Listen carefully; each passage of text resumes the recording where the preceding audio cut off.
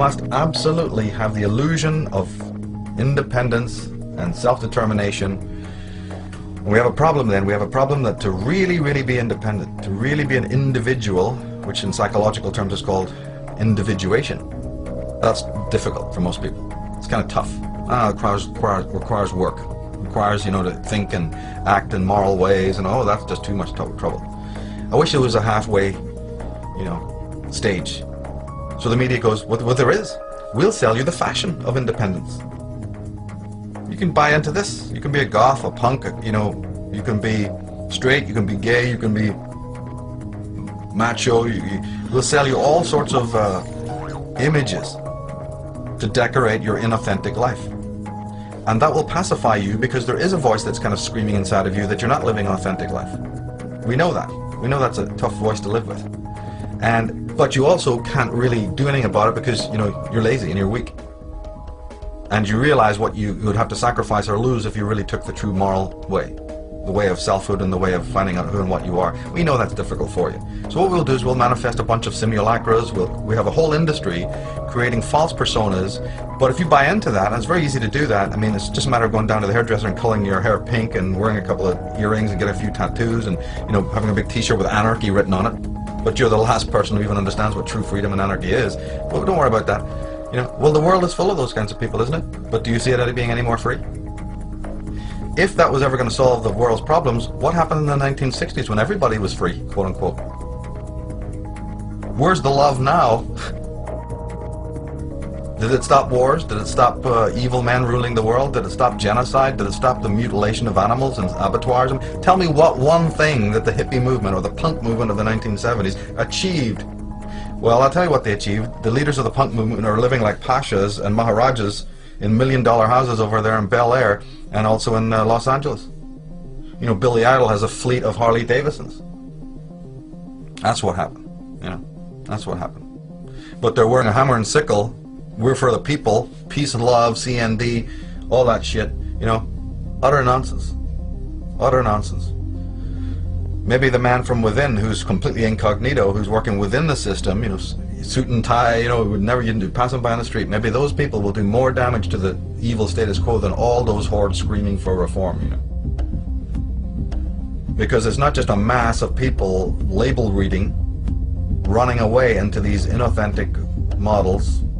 It's a small group of educated people, dedicated, passionate, absolutely zero tolerance for the lie, who are from all walks of life, who have spiritually, most importantly, that they are spiritually adept, that they understand what knowledge is. They have reverence for knowledge. They're not just trying to gain knowledge. Any idiot can do that. Gaining knowledge, well, God, the schools are full of it.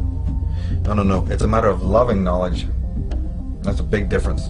Loving knowledge, understanding what knowledge is a whole different thing than gaining knowledge. So there's these fine lines in all of this, very fine lines.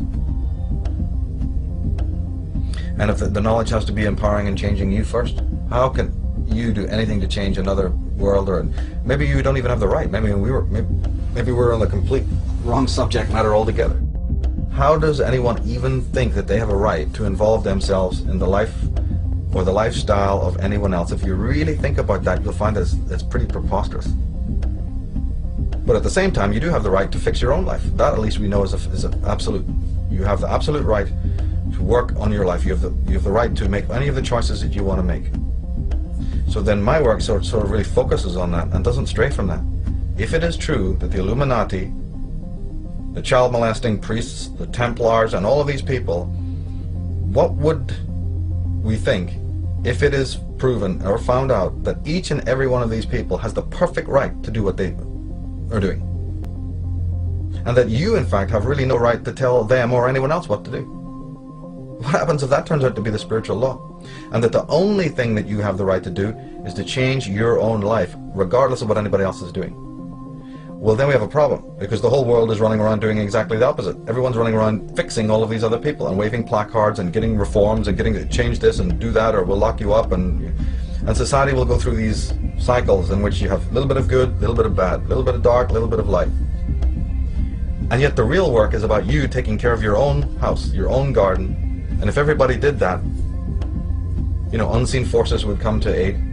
Man would, like Vernon Howard said, we can accept that God can become man to save man, but we can't accept that man can become God to save himself. It's one of the most powerful statements I've ever heard. And so what is that dependency in human beings that makes them refute that? We know that everyone listening to the sound of my voice is going to refute that. No, it's Jesus who's meant to do it. Muhammad, Allah, what are you talking? Oh, that's all that humanist stuff. Man being his own God. Oh, satanic evil. So we already know that, you know, that's not a common held theory. But wait a minute. What then is the motive that makes people refute that statement? Before we get into what they're into, you're a Christian. Why would you feel motivated to not accept that man is his own savior? I'm very interested in that. I'm very interested in as to why you, not the cult, not the clan, not your guru, why you would, you know, have a problem with that. What's in your psychology that has made you in the 20 years of your life, or the 25 years of life, or the 40 years of your life, not have enough brain cells to realize, my God, that's the bottom line.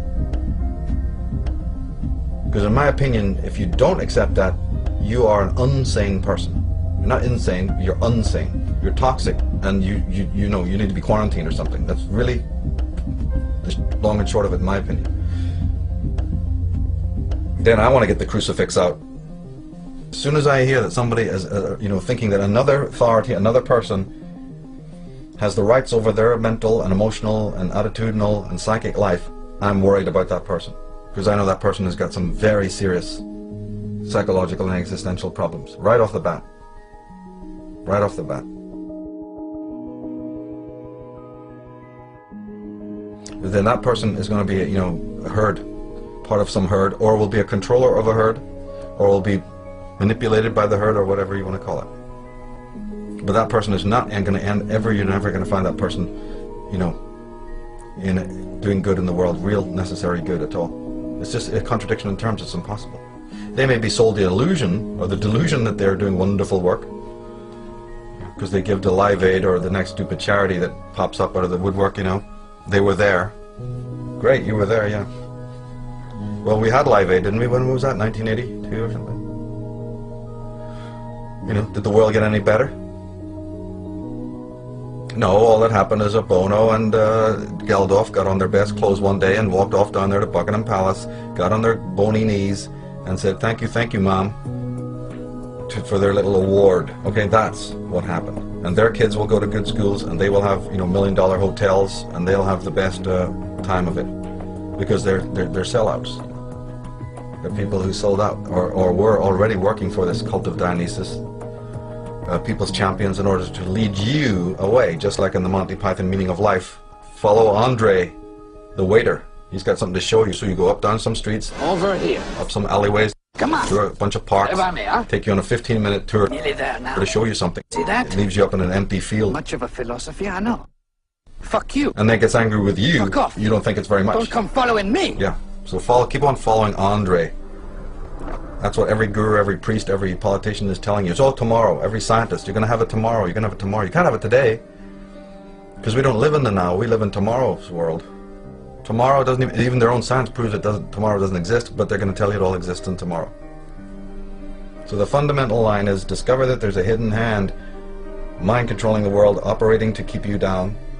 Understand that you are a participant in that because you are allowing those hooks into your flesh. I've said it many times, and I said it recently, said it last year, you must distinguish the difference between saying, have I been sold a lie? And the difference between, yeah, but have I bought a lie? Because there's all the difference in the world attitudinally between those two statements. You are being sold a lie. But that's the perfect right of that salesman to sell you a lie. The universal force doesn't care about that. Universal force's judgment, you know, field is not really operating on that frequency at all. The judgment field, the whole spiritual ball of wax begins based on whether or not you bought that lie. That's the clause, that's the nuance, that's the difference. It's a no different a rule than anything that applies when you're shopping downtown. I can't even think of how it would be different. You know, this person prefers Gucci over, you know, Versace. This person, you know, this person likes the Levi's over Wrangler. They have the right to sell you whatever they feel like. They have the right to even believe what they feel like. You know, somebody likes cappuccino, somebody else likes what? Latte, mocha, right?